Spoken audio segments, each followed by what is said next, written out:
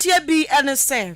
swafo a yaboni din se wonhwe amanebonsam so se emprempren ya ye ka sei performance tracker no ebeboa papa na adwadefo bi kire se omai mu de akwade de abenna wo musuhwa bi pa tie bi pa na NPP amonyo ko no wo ma kire nipa ana nipa banyanka Dr. Baumia yini no na badi akira ka se Ghana kia ya afwa kia da yi emergency ward ensuo ni ayi ensemu eni gidi ensemu no nyumtuni bi a orapo wo ma kasaharfo bi na ode aso funny face se ya yi no o wode nsam anam Shatawale nso atutu bi amane Stone Boy nini na ne se wo mu ye dwumade bi na so Stone Boy edi wo mu hwamo ebusiafo medical ne emu nsam ye deba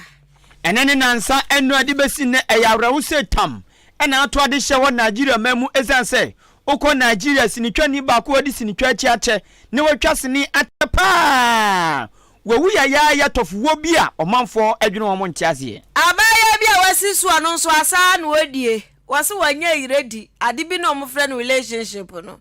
emu ohunti ompa akomate wei enya fufuro bi na nwumre yesi adwade ba beso mo se nwumre no nsia akan kase nwumeku aboa me yesika ye Jubilee Hospital womo ena eso yasene anwumre yi information centers bro aduanum kwa duosia ebi wobono mantemu asante mantemu na poe mantemu kan nyame information center wo achekrom David ba ewo kodwokumi osono ewo esemye ni da so na urade okurubo ase de Yesu tumye wachim jaha aguna twafo papa no ewo achim abenase peace ewo batabi eno se ewo wanyinase eyadom ewo akeka no krobotokua wodumase chidom ewo achim adubiase somnyame wo chirimenken na napia information center onyankoma se dai kingdom kan wa police vo Alternative Information Center ya se God day ewo ayeboafo ko sam ewo achiase God first wo betenase Ewurade na ewo apreku dimpa Information Center wasene nyame nsa wom ewo nyankoma se adomara ko wachim botwe achim okumanin aboabo aka abonhwe wo magyatum preko pe